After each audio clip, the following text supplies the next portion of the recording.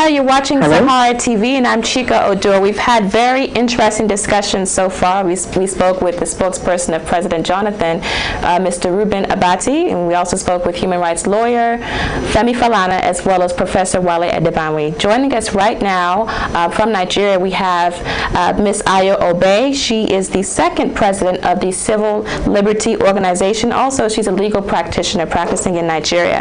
Can you say hello to our audience, Ayo? Hello, SaharaTV viewers. Thank you so much for joining us today. You're welcome. So we're talking about the president's tenure. So can you give us just an assessment? How do you think the president is doing thus far? Well,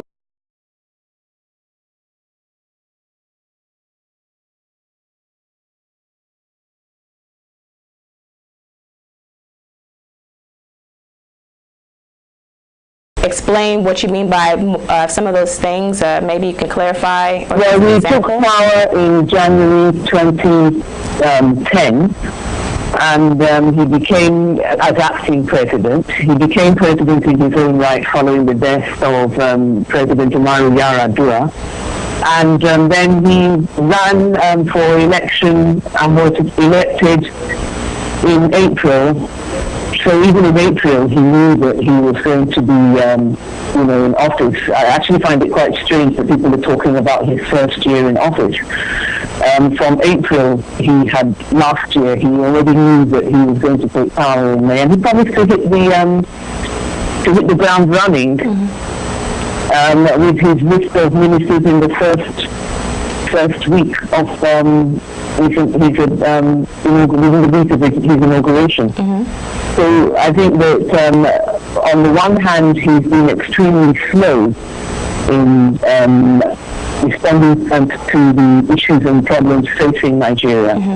On the other hand, I think that he's allowed a dangerous level of divisive talk without any real sense from the top that there is an absolute commitment to Nigerian unity.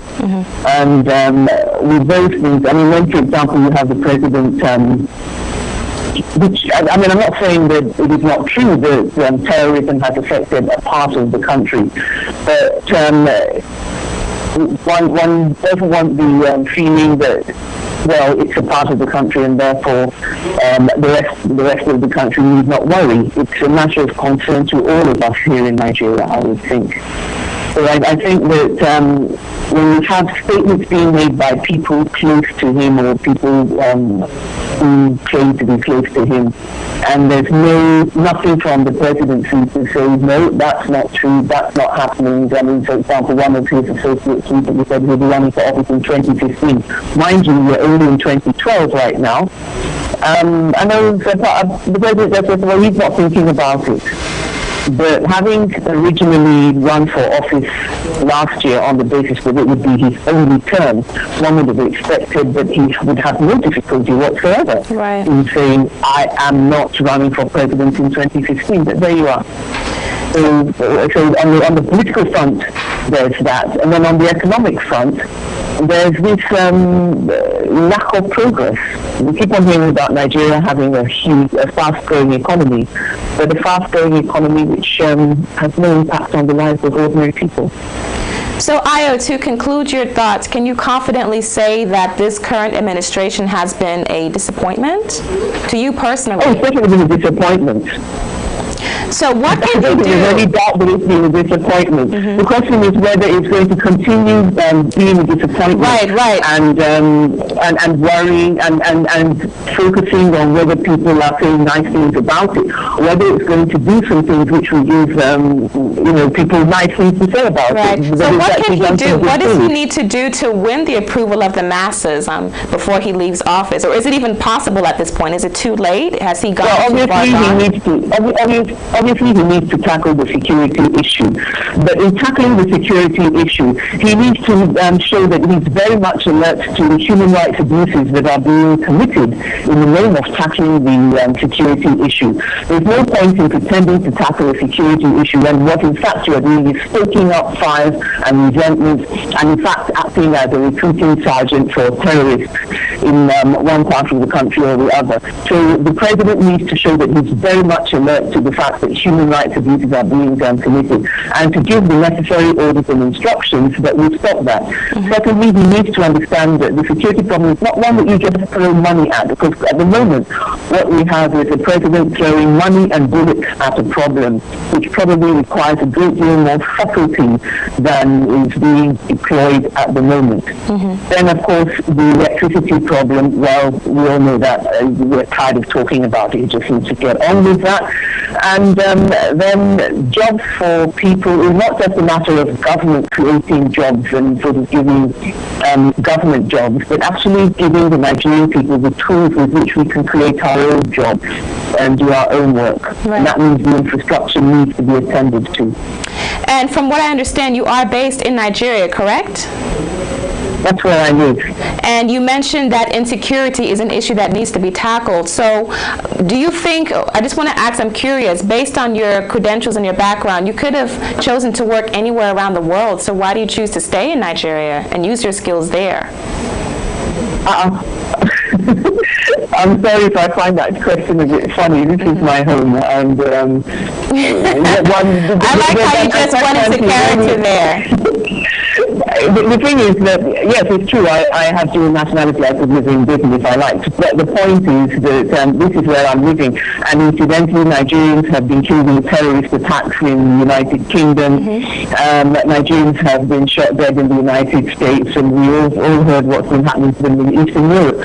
So I wouldn't necessarily think that if you have an appointment in Samara, you escape it by running to Samara. Right. Well, it's great to hear you say that, because so many people think the opposite is the truth, that perhaps the government is forcing them to go abroad and use their skills in other countries. Well, no, I think that you have to recognize that for many people, the economic opportunities are simply not there. They don't have jobs, they're not having an income, and so, yes, they put their lives at risk in some cases, crossing the Sahara, making dangerous crossings by boat. We need to turn this country into one in which young people feel that they have a future. And if that is to happen, then people will not have that risk. But, of course, for people of my age, one would say, well, why would I up sticks at this age and go and start roughing it out in the snows of New York? No, I don't think so. So do you think by staying in Nigeria, you're perhaps making a sacrifice for the country? I don't think I'm making a sacrifice. I have a very good life. I'm not the extremely wealthy, but I'm certainly not complaining when I compare myself not just to other Nigerians, but even to my siblings and counterparts abroad. I think that. And also my relevance is not there. I think that the essential point to remember is that one wants to be where one feels one has relevance. If one has that luxury, I do have that luxury. I think that I'm more relevant here in Nigeria than in a foreign country. Right. And I just want to talk about the Civil Liberty Organization. You were the second president. How relevant is the CLO? Well, I don't know about the Civil Liberties Organization per se. The Civil Liberties Organization was the first human rights organization in Nigeria. And I think that before then, yes, individuals took up matters where human rights were breached.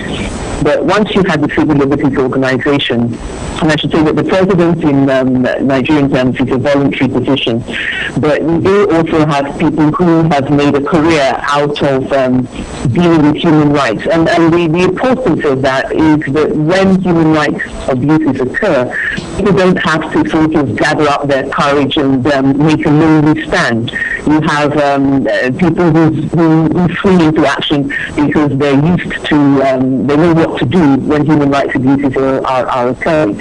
And I think that I guess the biggest tragedy of Nigeria is that whether it was Obe during the time of President Obasanjo, the beginning of Boko Haram during the time of Umaru Yar'Adua, to the full-fledged and of course the Niger Delta militancy, that the government's response has often been extremely heavy-handed and has been such that one is left with the feeling that they only want to deploy the tool of a hammer because they're not ready to use other tools which they could equip themselves with, certainly for the kind of money that they're ready to spend. Right. And as a result, the human rights abuses keep on mounting and mounting. If the leader of Boko Haram had been arrested and if the police had been able to make out a forensic case to get him tried and convicted, I think that the injustice to which Boko Haram had been responding would have been much diminished. But when the police don't have the capacity, then you find that these human rights abuses occur.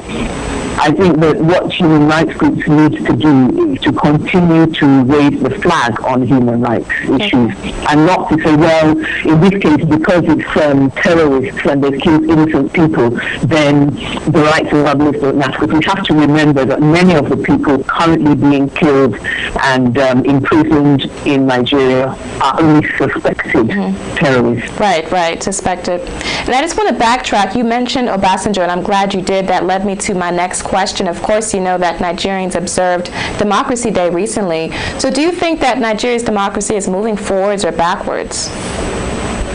Well, I think that it's on the road. I'm not sure that it's moving particularly quickly, because certainly at the top and in the terms of our elected representation, we have a long way to go. But at the same time, I think that the Nigerian people are having lessons in democracy, how it works, how it doesn't work, and I think that the more we practice, the more we will perfect. What I think is dangerous is the idea that we should ever think of, imagining that we could wipe the slate clean and start again. We spent 50 years of our history wiping the slate clean, or 40 years I should say, wiping the slate clean and starting again. And all that happens is that we don't learn from our experience and we don't move forward. Everything is a learning experience. It's not always a good learning experience. Right. But I think that the failures that we experience teach us how to tackle those particular failures. And I think that when you see things like, I'll just take an example, 20 million youth. It may be that tomorrow or the next election they don't have an impact, but the fact that they're thinking in political terms rather than and in terms of, let's not just all see which of us can get their own feet under the table where the national cake is being shared, but rather can we work together to have a political impact, or any other group that wants to say that, look, our concern is to make changes to a political mechanism, then I think that is a learning mechanism, and I think we should stay the course. And Ayo, you talked about Nigerians practicing democracy, and that's definitely what happened in January with the fuel subsidy protests. Do you think similar protests will happen in the future, in the near future, another Occupy Nigeria, or has it gone away? Well, yes. I mean, certainly there's always bound to be something else coming. I mean, right now the students in the University of Lagos are protesting about the president's decision to change the name of their university. But ultimately, what you have to occupy is the government. And that means organizing for political power. Occupy and other movements are important, but in a way, you're still sort of saying, do something for me that you had otherwise not intended to do. What one wants is a situation where people who will be doing the right things because they're the people that were put there by the people. Okay, on that note, I want to thank you so much for coming on Sahara TV. We really appreciate your insights. You're welcome. Thank you. Take care.